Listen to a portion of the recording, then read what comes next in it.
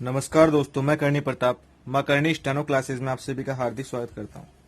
तो यहां पर मैं आप सभी के बीच राजस्थान हाईकोर्ट स्पेशल डिक्टेशन लेकर आया हूं, जिसमें कि 3 डिफरेंट पैराग्राफ और तीनों का मैटर अलग अलग जगह से लिया गया। तो दोस्तों, अगर आप ऐसी डिक्टेशन डेली लिखते हैं तो आपका राजस्थान हाईकोर्ट में श्योर सिलेक्शन है, क्योंकि आपके जो राजस्थान हाईकोर्ट का एग्जाम होता है उसमें जो डिक्टेशन दी जाती है उसमें सेम ऐसा ही पैटर्न होता है कि 2 से 3 प्रकार के मैटर अवेलेबल करवाए जाते हैं एक ही डिक्टेशन में। सेम वैसी डिक्टेशन यहाँ पर आपको दी जाएगी, और अगर आप डेली इसका ट्रांसक्रिप्शन करके मिस्टेक्स चेक करते हैं और कम से कम गलतियां करते हैं तो आपका राजस्थान हाईकोर्ट में श्योर सिलेक्शन है।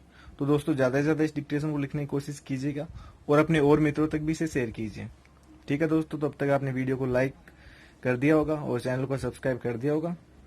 तो यहाँ पर आपको 80 प्रति मिनट की गति से डिक्टेशन दी जाएगी, जो कि अब से 5 सेकंड पश्चात स्टार्ट हो रही है। स्टार्ट। मध्य प्रदेश में शिवराज मंत्रिमंडल का दूसरा विस्तार प्रदेश में बदलते राजनीतिक समीकरण का संकेत समझा जा सकता है। विराम। नए मंत्रियों को शामिल करते समय कांग्रेस से बगावत कर भाजपा में आए ज्योतिरादित्य सिंधिया के समर्थकों को जिस तरह तरजीह दी गई है, उससे आने वाले दिनों में भारतीय जनता पार्टी की अंदरूनी राजनीति का प्रभावित होना स्वाभाविक है। गुरुवार को जिन 28 को मंत्री बनाया गया, उनमें 12 कांग्रेस से बगावत करने वाले विधायक हैं, जो ज्योतिरादित्य समर्थक समझे जाते हैं। मंत्रिमंडल में शामिल 33 मंत्रियों में अब 1/3 से ज्यादा कुल 14 मंत्री ज्योतिरादित्य समर्थक हो गए हैं। माना जा रहा है कि मंत्रिमंडल विस्तार में शिवराज की नहीं चली है। जिन मंत्रियों को वे शामिल करना चाहते थे, नहीं कर पाए हैं। कमलनाथ के बयान की प्रतिक्रिया में उनका यह कहना कि विष तो शिव पी जाते हैं, कुछ ऐसा ही इशारा है। दूसरी तरफ भाजपा हाईकमान ने कमलनाथ सरकार गिराने के बदले ज्योतिरादित्य सिंधिया से किया वादा निभा दिया है। संभव है राज्य की भावी राजनीति को लेकर भाजपा हाईकमान में अलग खिचड़ी पक रही हो सकता है हाईकमान की नजर उन 24 सीटों पर हो जहां अभी उपचुनाव होने हैं, और उसके बाद स्थितियां फिर बदलें। इनमें 22 सीटें वे ही है जहां के कांग्रेस विधायकों ने इस्तीफा दे कमलनाथ सरकार गिरा दी थी।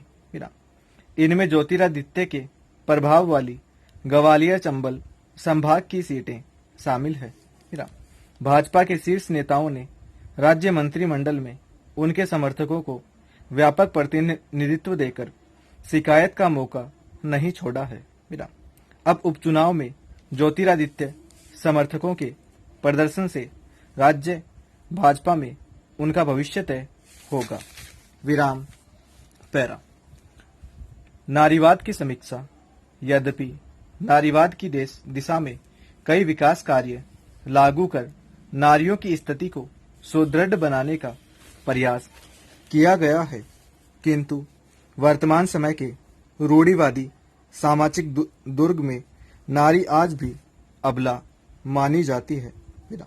समाज के ऊंचे और मध्यम दायरे की जातियों में, विशेषतः व्यापारिक और भूमिहार वर्गों में, यह एक साधारण बात पाई गई है कि जैसे ही परिवार की आर्थिक स्थिति सुधरती है, वैसे ही महिलाओं को काम से हटा लिया जाता है।